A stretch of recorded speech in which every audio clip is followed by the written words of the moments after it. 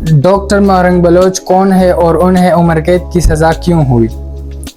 Doctor morning Baloch 1 جون 1993 کو ایک بلوچ خاندان میں پیدا ہوئی۔